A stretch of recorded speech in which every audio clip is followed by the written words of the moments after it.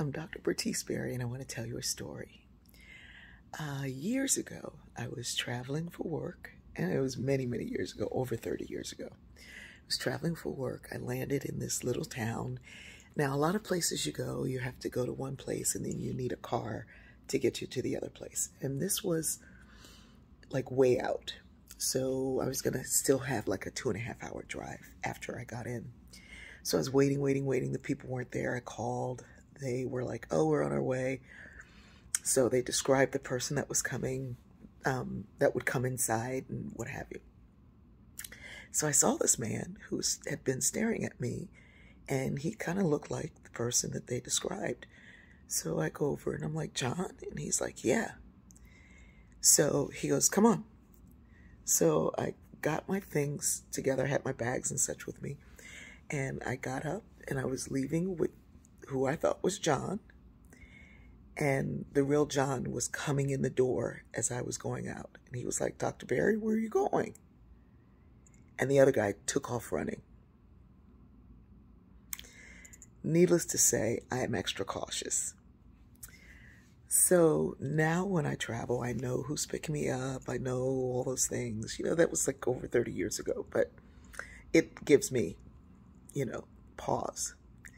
So yesterday we land, and we're, a little ways out from where I needed to go, but we had to take 2 flights here to get as close as we possibly could.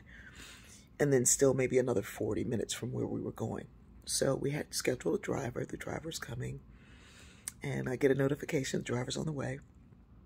And so this guy pulls up, and I'm like, hi. And he's like, hey, where are you going? And I'm like, who are you looking for?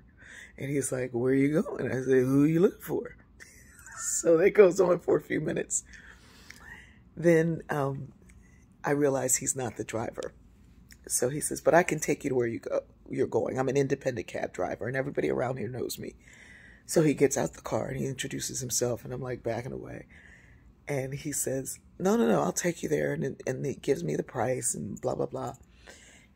And I'm like looking at my phone for the real John.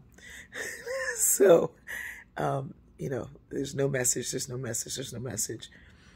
So I said, well, show me your driver's license. And he shows me his driver's license. I was like, let me take a picture of your driver's license.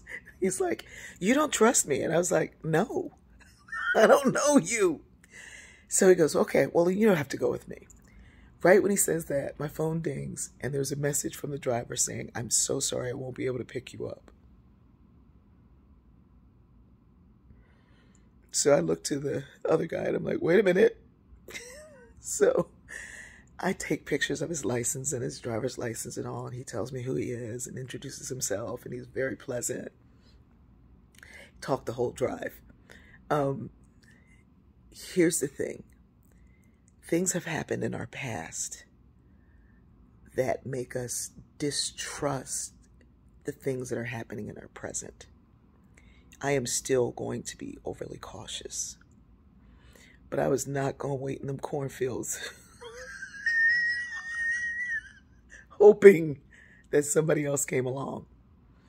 Once I knew, that, I was just there. And this man had been so open and so friendly, and he had shared his information. Like, he let me take a picture of his license. He let me take a picture of his driver's license. I saw his military ID there, all of these things.